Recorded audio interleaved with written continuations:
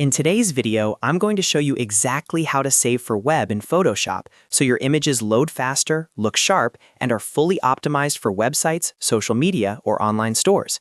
If you've ever uploaded an image and noticed it was too large, too blurry, or slowed down your website, this tutorial will fix that. Make sure to watch until the end because I'll also share some quick optimization tips that make a big difference. And if this video helps you out, don't forget to like and subscribe for more simple and practical Photoshop tutorials. Let's jump right in. First, open your image in Photoshop. You can do that by going to File and then Open and selecting the image you want to optimize. Once your image is open and ready, go to the top menu, click on File, then hover over Export and choose Save for Web, and make sure you select Save for Web Legacy. Even though it says Legacy, this is still one of the best and most precise ways to export optimized images for the web. Once you click it, the Export panel will appear. This window gives you a preview of how your image will look after compression. At the top left, you'll see different preview options like Original, Optimized, 2-Up, and 4-Up. I highly recommend selecting 2-Up because this allows you to compare the original image with the optimized version side by side. This makes it much easier to balance quality and file size. Now let's choose the correct format based on your needs. On the right-hand side, you'll see a drop-down menu where you can select the file type. If you're working with photographs, choose JPEG. JPEG is best for photos because it compresses images efficiently while keeping good visual quality. If you're exporting graphics that need transparency, such as logos or icons with no background, choose PNG24. PNG24 supports full transparency and keeps sharp edges, which makes it perfect for design elements.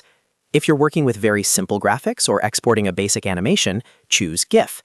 GIF files are limited in color but work well for simple visuals and animated graphics. Next, adjust the quality or compression settings. If you selected JPEG, you'll see a quality slider. For most web images, setting the quality between 60 and 80 gives you an excellent balance between clarity and file size. As you move the slider, watch the preview carefully. Try to reduce the file size as much as possible without creating visible distortion or artifacts. In the bottom left corner of the window, you'll see the estimated file size and download time.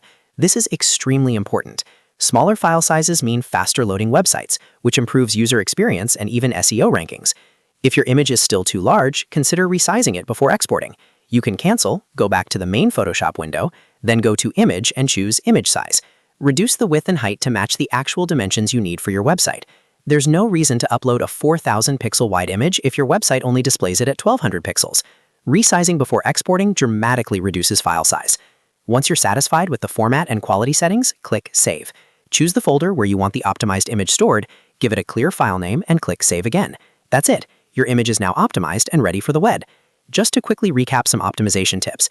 Use JPEG with quality between 60 and 80 for most photos. Use PNG24 when you need transparency or sharp graphic edges. Resize your image before exporting to reduce file size. And always use the 2-Up preview mode to compare quality versus file size before saving. And that's how you save for web in Photoshop the right way. If this tutorial helped you, make sure to hit that like button and subscribe to the channel for more easy-to-follow Photoshop guides.